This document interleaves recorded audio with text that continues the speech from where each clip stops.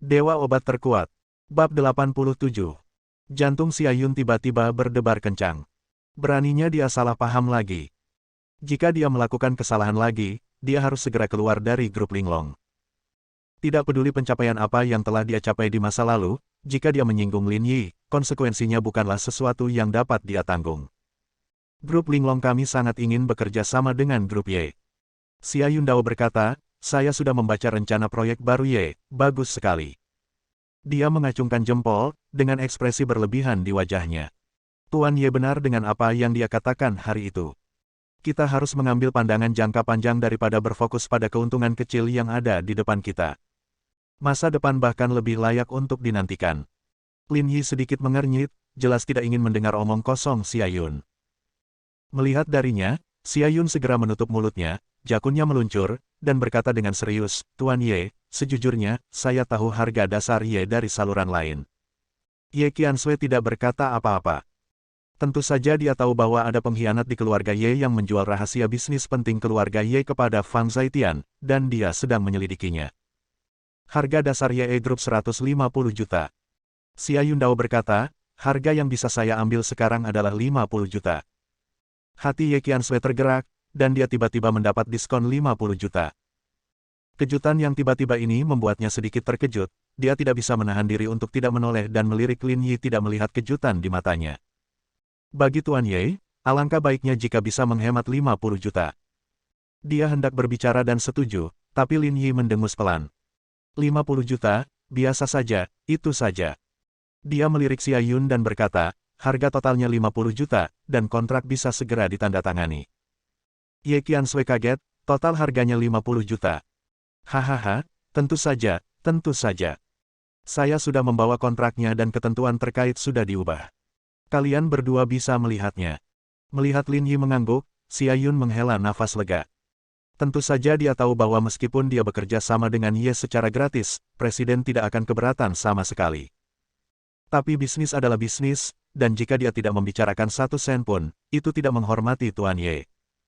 Ye Qiansui sudah sedikit terkejut. Dia pikir itu diskon 50 juta, tapi dia tidak pernah menyangka bahwa Xia Yun mengatakan total harga adalah 50 juta. Diskon 100 juta. Ini, apa yang terjadi? Tuan Xia, apakah Anda benar? Dia tidak terburu-buru untuk menyetujuinya. Setelah bertahun-tahun bekerja, Ye Qiansui mengerti bahwa tidak ada yang namanya makan siang gratis. Pasti ada alasan mengapa Xia Yun tiba-tiba memberikan diskon sebesar itu. Benar. Xia Yun mengangguk, benar. Saya tidak boleh salah paham lagi. Dia tersenyum dan bercanda. Ye Qiansui tampak serius dan menoleh ke arah Lin Yi.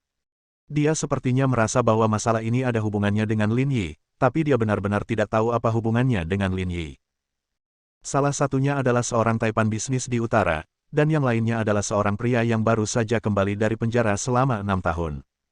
Dia tidak dapat membayangkan hubungan apapun di antara keduanya.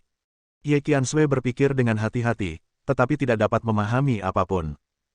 Melihat keraguannya, Xia Yun sedikit cemas. Tuan kamu, jika tidak ada masalah, Anda dapat meminta Departemen Hukum Ye untuk datang dan meninjau kontrak. Kami dapat menandatangani kontrak secepatnya dan mempersiapkan langkah selanjutnya. Xia Yun Dao berkata, jangan khawatir, saya secara alami akan bekerja sama sepenuhnya. Saya berharap proyek baru Ye dapat membuka pintu baru bagi industri ini. Ye Qiansui mengangguk. Dia benar-benar tidak menemukan sesuatu yang salah. Karena sikap Xia Yun berubah terlalu banyak, dia tidak dapat memahaminya. Tanda tangan. Lin Yi tahu bahwa Ye Qiansui adalah orang yang sangat berhati-hati dalam melakukan sesuatu, berhati-hati dan tidak akan mengambil keputusan dengan mudah. Jika tidak, keluarga Ye tidak akan bisa berkembang seperti sekarang ini. Cukup untuk melihat bahwa Ye Qiansui cukup mampu dan memiliki kepribadian yang cukup berhati-hati. Ye Qiansui mengangguk, saya akan meminta seseorang dari Departemen Hukum untuk datang. Dia berjalan ke mejanya, mengangkat telepon, dan menelepon eksekutif dari Departemen Hukum untuk segera datang dan meninjau kontrak. Setelah memastikan tidak ada masalah, dia menandatanganinya sesegera mungkin. Waktunya, dia harus bergegas.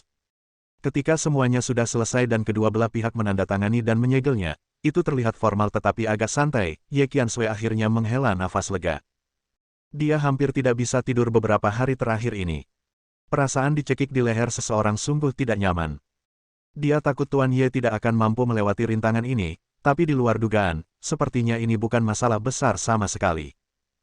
Bahkan merupakan berkah tersembunyi, menghemat 100 juta lebih dari anggaran.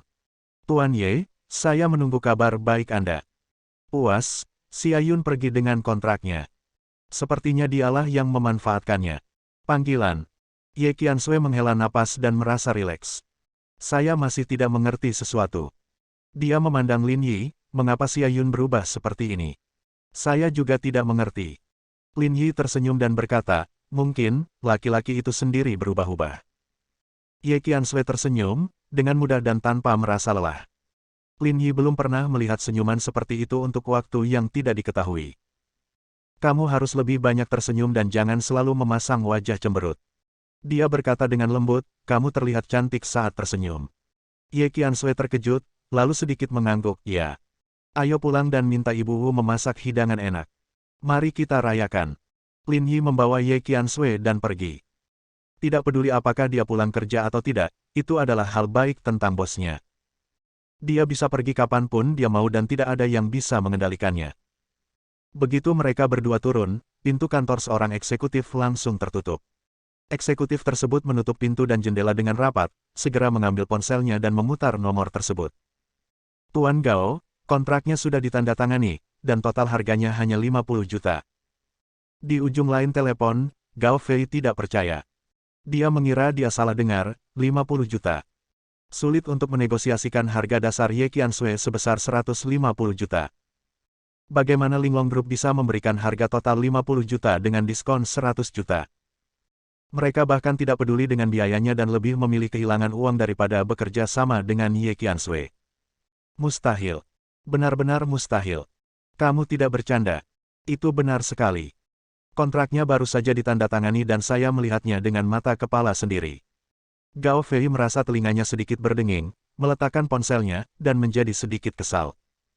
Dia berbalik dan melihat sekeliling, dan menendang tempat sampah di sebelahnya hingga terbang. Brengsek. Apa yang terjadi? Apa yang terjadi?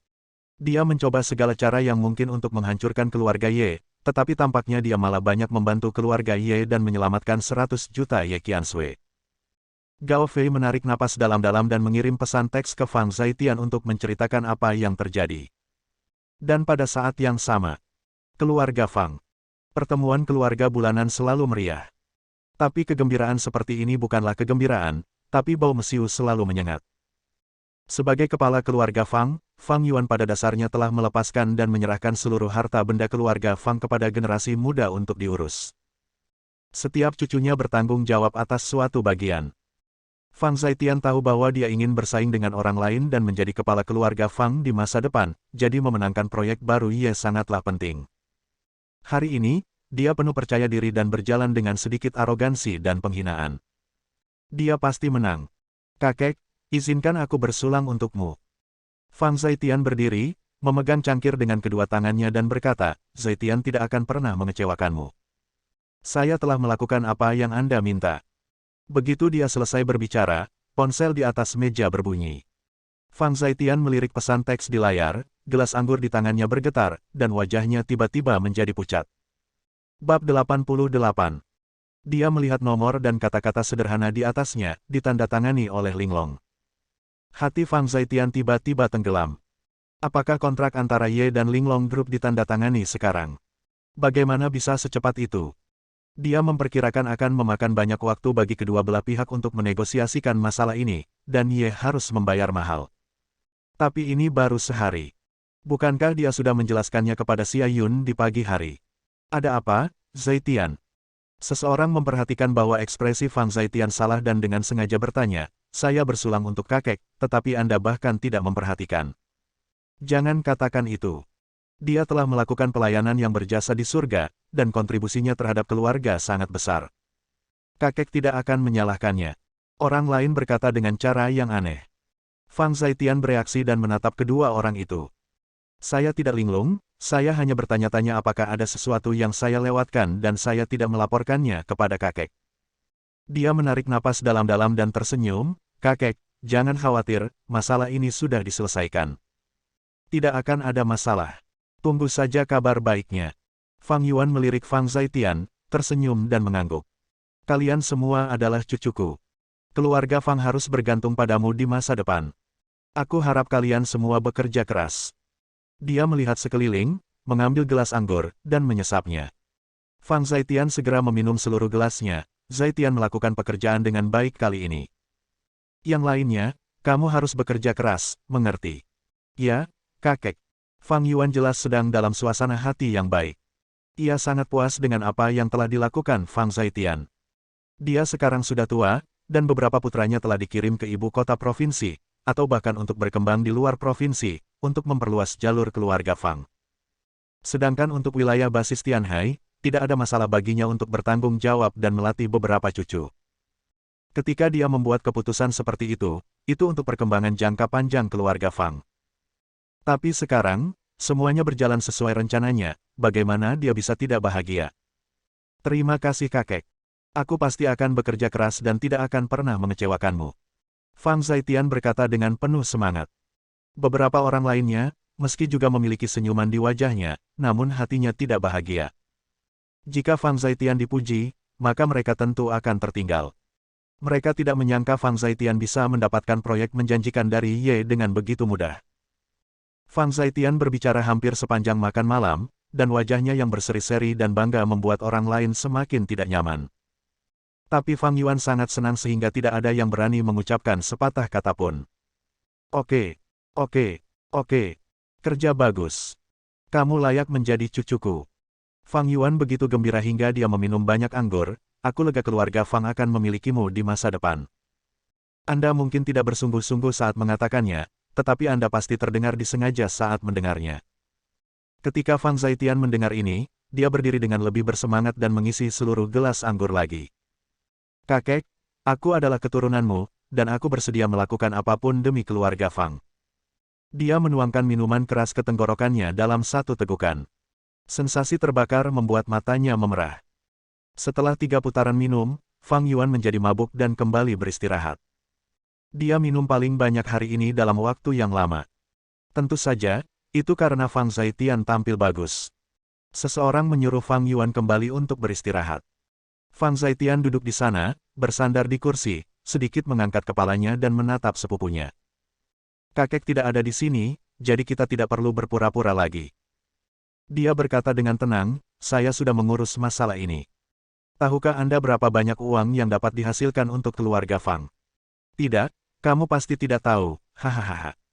Wajahnya penuh kebanggaan, kamu bahkan tidak tahu kalau proyek baru ini punya potensi besar, tidak hanya menghasilkan uang, tapi juga menjadi terkenal. Itu bisa membuat keluarga Fang kita menjadi keluarga kelas atas yang sesungguhnya. Apakah kamu memahami? Bagaimana kamu bisa mengerti? Kamu masih membuat keributan kecil. Hei, ayolah. Fang Zaitian tidak peduli apa ekspresi orang lain, dia tertawa keras, berdiri dan berjalan pergi dengan anggun, meninggalkan mereka menatap dengan ekspresi enggan. Setelah meninggalkan rumah Fang Zaitian duduk di dalam mobil. Kembali ke villa. Tanya pengemudi itu. Tidak, kembalilah ke perusahaan. Tidak ada sedikit pun rasa bangga di wajah Fang Zaitian.